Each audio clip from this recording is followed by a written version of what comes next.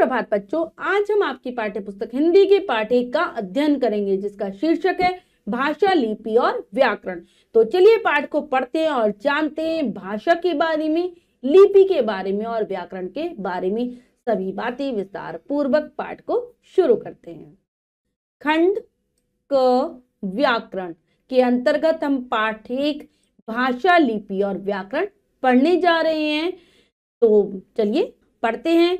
दादी बच्चों को कहानी सुना रही है। यहाँ एक चित्र है और उसमें दादी बच्चों को कहानी सुना रही है। मोहन कंप्यूटर पर काम कर रहा है। दिख रहा है हमें चित्र में, मोहन कंप्यूटर पर काम करता हुआ दिखाई दे रहा है। फिर है आगे के चित्र में राजू होली पर निबंध लिख रहा है। ये बच्चा है राजू जो कि होली पर निबंध लिख रहा है। यहाँ आपने देखा कि मोहन कंप्यूटर पर कुछ काम कर रहा है, दादी बच्चों को कहानी सुना रही है, राजू निबंध लिख रहा है। अर्थात अपनी बात दूसरों तक पहुंचाने के लिए लिखना या बोलना पड़ता है, यही भाषा है। तो जब भी हम अपनी बात बच्चों दूसरों तक पहुंचाते हैं तो हम या तो लिखकर बताते हैं या फिर बोलकर बताते हैं। यहाँ पर हमने देखा कि दादी अपनी कहानी को बोलकर सुना रही है, कंप्यूटर पर काम कर रहा है मोहन लिखकर, राजू भी निबंध लिख रहा है। तो यहाँ पर हमने देखा कि दो तरीके से अपनी बात समझाई जा रही है, या तो बोलकर या फिर लिखकर। तो इसी को भाषा कहा जाता है। अब हम भाषा की परिभाषा जान लेते हैं। परिभाषा सार्थक शब्दों तथा वाक्यों के ऐसे समूह को जिसके द्वारा मनुष्य अपने विचार बोलकर अथवा लिखकर प्रकट कर सके, भाषा कहलाते हैं। तो सार्थक शब्दों और वाक्यों का समूह, सार्थक यानी कि जिसका कोई अर्थ हो, ऐसे शब्दों का वाक्यों का समूह जिसके द्वारा जो एक व्यक्ति है अपनी बात को लिखकर या बोलकर दूसरों तक पहुंचा सकता है। लिखकर प्रकट कर सकता है, बोलकर प्रकट कर सकता है, जो उसके मन में भाव है, विचार है, यही भाषा कही जाती है। संसार में अनेक भाषाएं बोली जाती हैं, जैसे हिंदी, अंग्रेजी, उर्दू आदि। तो संसार बच्चों दुनिया बहुत बड़ी है और हर जगह पर अलग अलग अपनी भाषा बोली जाती है। कुछ भाषाएं हैं जैसे हिंदी, अंग्रेजी, उर्दू आदि। अब आता है भाषा के रूप, यानी कि भाषा का किस प्रकार से प्रयोग होता है। भाषा का प्रयोग मुख्यतः दो प्रकार से होता है। पहला होता है मौखिक यानी कि बोलकर, दूसरा है लिखित यानी कि लिखकर। या तो हम अपनी बात बोलकर बताते हैं या फिर लिखकर बताते हैं। सबसे पहला पढ़ते हैं भाषा का मौखिक रूप। हम जो कुछ मुख से बोलते हैं और कानों द्वारा सुनते हैं उसे मौखिक भाषा कहते हैं। जैसे टेलीफोन पर बातचीत करना, नेता का भाषण देना आदि। तो बच्चों ऐसी भाषा को मौखिक भाषा कहा जाता है, भाषा का मौखिक रूप कहा जाता है जब हम कुछ भी अपने मुंह से बोलें और दूसरा कानों के द्वारा उसे सुने, या फिर दूसरा बोले और हम उसे कानों के द्वारा सुने। ये क्या है? मौखिक भाषा है। जैसे अगर हम टेलीफोन पे बात कर रहे हैं, कोई नेता भाषण दे रहा है और हम उसे सुन रहे हैं, ये मौखिक भाषा हो गई। अब आता है दूसरा भाषा का लिखित रूप। जब व्यक्ति अपने विचारों को शब्दों या वाक्यों के माध्यम से लिखित रूप में व्यक्त करता है तो उसे भाषा का लिखित रूप कहते हैं। भाषा का लिखित रूप पत्रों, समाचार पत्रों और पुस्तकों आदि में देखने को मिलता है। तो लिखित रूप क्या होगा? जब हम अपने मन के विचारों को, अपने भावों को शब्दों या वाक्यों के माध्यम से लिखकर दूसरों को बताते, दूसरा कैसे समझेगा? उसे पढ़कर। तो ये भाषा का लिखित रूप है। हम समाचार पत्रों में जो लिखा हुआ देखते हैं, पत्रों में, किताबों में जो भी लिखा हुआ होता है वो भाषा का लिखित रूप ही होता है बच्चों। अब इसके बाद हम जानेंगे लिपि के बारे में। परिभाषा जानते हैं पहले। किसी भाषा को की लेखन शैली अथवा ढंग लिपि कहलाती है। तो किसी भी भाषा को लिखने का जो तरीका होता है, जो ढंग होता है, वो लिपि कहलाता है बच्चों।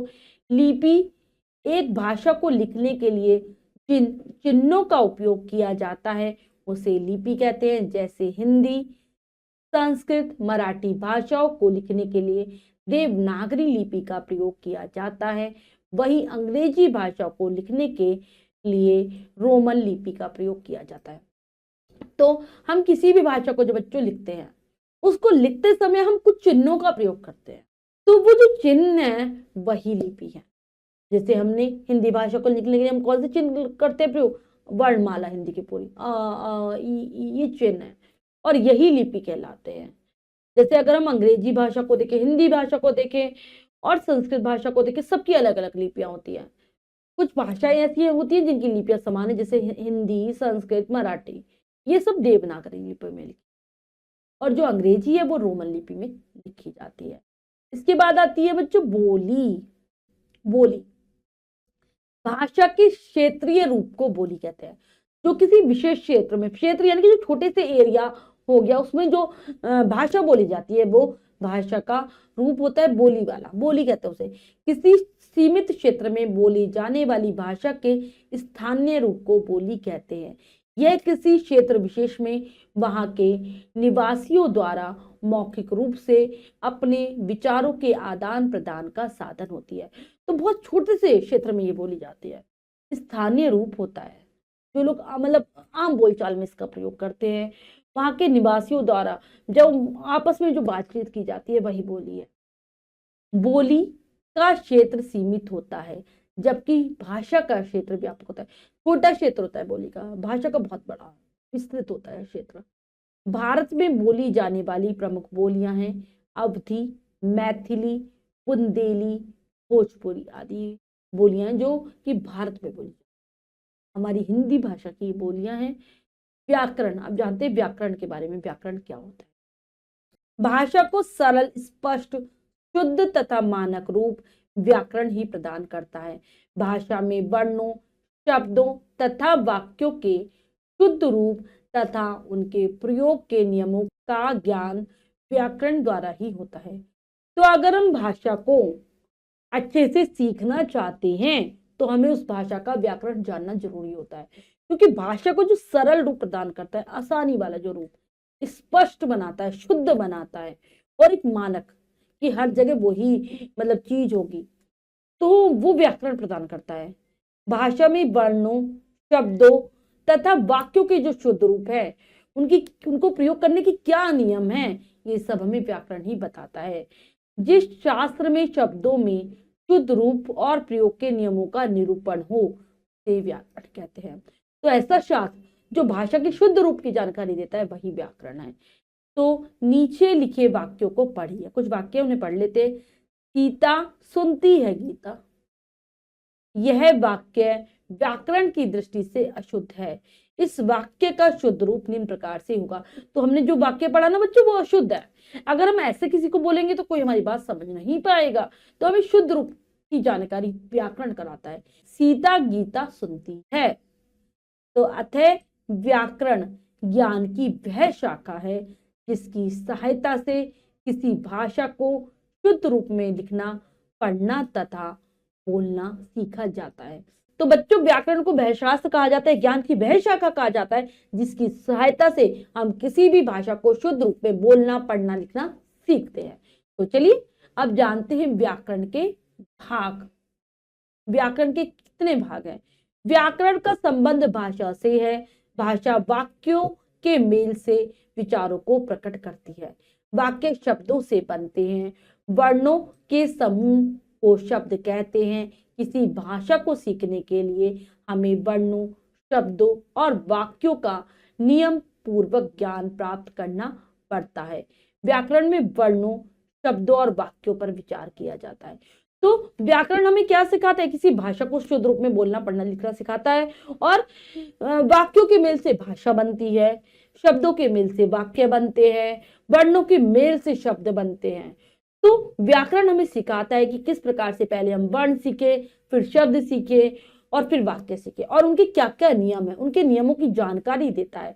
तो व्याकरण में वर्णों, शब्दों और वाक्यों पर ही विचार किया जाता है। इसे निम्नलिखित 3 भागों में बांटा गया। 3 पार्ट है, इसके 3 अंग हैं। पहला होता है वर्ण विचार। वर्ण भाषा की मूल इकाई है। प्रत्येक शब्द वर्णों के योग से बनता है। व्याकरण के इस अंग के अंतर्गत वर्ण, वर्णमाला और वर्णों के भेद, उनके उच्चारण तथा प्रयोग आदि पर विचार किया जाता है। तो वर्णों को क्या माना गया है? भाषा की मूल इकाई। तो जो शब्द बनते हैं वो वर्णों के योग से बनते हैं। तो इसमें वर्ण विचार के अंतर्गत हम वर्ण कि किस प्रकार से हम वर्णों को लिखें, वर्णमाला क्या होती है, वर्ण कितने प्रकार के होते हैं, उनका किस प्रकार से उच्चारण किया जाए, किस प्रकार से हम उसका प्रयोग करें, ये सब हम वर्ण विचार में सीखते हैं।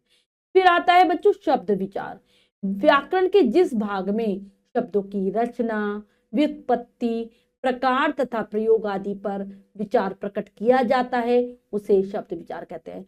तो शब्द विचार के अंतर्गत हम क्या सीखेंगे कि शब्दों की रचना कैसे होती, कि किस प्रकार से शब्द बनाए, उनकी उत्पत्ति किस प्रकार से हुई, कितने प्रकार के हैं, कैसे हम उनका प्रयोग करें, ये सारी बातें हम शब्द विचार में सीखते हैं। तीसरा आता है वाक्य विचार। इसके अंतर्गत वाक्य, उनके भेद एवं रचना आदि बातों पर विचार किया जाता है कि वाक्यों की रचना किस प्रकार से हो, उनके कितने भेद हैं, किस प्रकार हम उनका प्रयोग करेंगे, ये सब हम वाक्य विचार में सीखते हैं। बच्चों जो हमने पढ़ा उसको एक बार फिर से दोहरा लेते हैं। सार्थक शब्दों तथा वाक्यों के ऐसे समूह को जिसके द्वारा मनुष्य अपने विचार बोलकर अथवा लिखकर प्रकट कर सके भाषा कहलाता है। तो भाषा क्या कहलाएगी? जिसके द्वारा, ऐसे शब्दों, ऐसे वाक्यों का समूह जिसके द्वारा मनुष्य अपने विचारों को प्रकट कर सके, वो भाषा है। भाषा के दो प्रकार होते हैं, मौखिक भाषा और लिखित भाषा। व्याकरण के 3 अंग होते हैं, वर्ण विचार, शब्द विचार और वाक्य विचार। तो बच्चों ये हमने पाठ को बहुत अच्छे से समझकर पढ़ लिया है। अब हम पाठ का अभ्यास कार्य कर लेते हैं। तो बच्चों अब हम पाठ का अभ्यास कार्य कर लेते हैं। क्या पढ़ा क्या सीखा के अंतर्गत पहला प्रश्न है, निम्नलिखित प्रश्नों के उत्तर लिखो। तो बच्चों इन प्रश्नों के उत्तर आपको स्वयं लिखने हैं, कार्य ध्यानपूर्वक करना है। अब इसके बाद अगला प्रश्न है, दिए गए शब्दों की सहायता से रिक्त स्थानों की पूर्ति करो। तो बच्चों यहाँ पर कुछ रिक्त स्थान दिए गए हैं, उनको हमें पूरा करना है। जो शब्द ऊपर दिए गए हैं उनमें से चुनकर करते हैं। किसी को पत्र लिखना भाषा का लिखित रूप है। बोलकर अपने मन के विचार प्रकट करना भाषा का मौखिक रूप होता है। पत्र, समाचार पत्र, पुस्तकें भाषा का लिखित रूप होता है। भाषा को लिखने की पद्धति को ही क्या कहते हैं हम? लिपि। हिंदी भाषा को लिखने की पद्धति को ही देवनागरी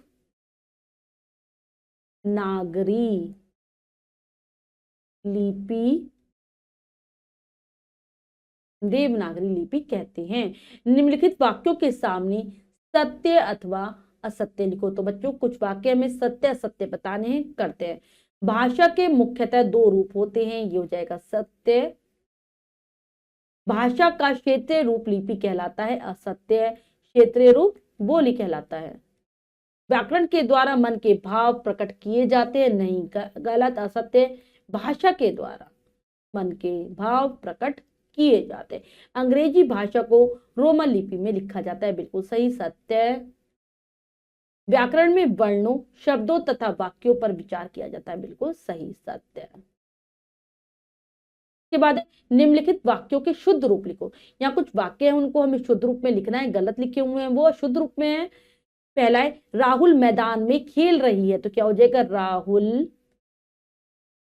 मैदान में खेल रहा है। हम बाजार जाऊंगा। तो क्या हो जाएगा? हम बाजार जाएंगे। सार्थक अपनी कक्षा में सबसे बड़ी है। तो क्या हो जाएगा? सार्थक एक लड़के का नाम है। सार्थक अपनी कक्षा में सबसे क्या आ जाएगा? बड़ा है। लड़के कक्षा में बैठा है। तो लड़के कई सारे हैं, तो क्या हो जाएगा? लड़के कक्षा में बैठे हैं। अगला प्रश्न है, निम्नलिखित कथनों में भाषा का कौन सा रूप प्रकट हो रहा है, मौखिक या लिखित? बच्चों द्वारा पिता को पत्र लिखा, क्या आ जाएगा? लिखित।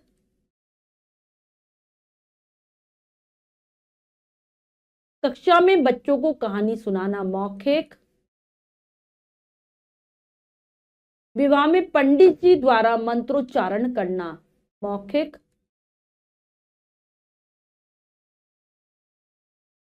कंडक्टर द्वारा यात्री को टिकट लेने के लिए कहना, मौखिक।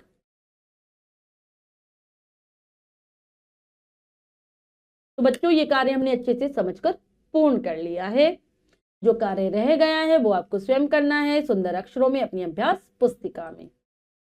बच्चों आज हमने पाठ के माध्यम से भाषा, लिपि और व्याकरण के बारे में जाना। आशा करती हूँ यह पाठ आपको बहुत अच्छे से समझ आ गया होगा। पाठ को फिर से जरूर पढ़ेंगे। मिलते हैं अगली कक्षा में नए पाठ के साथ। तब तक के लिए स्वस्थ रहिए, प्रसन्न रहिए। धन्यवाद।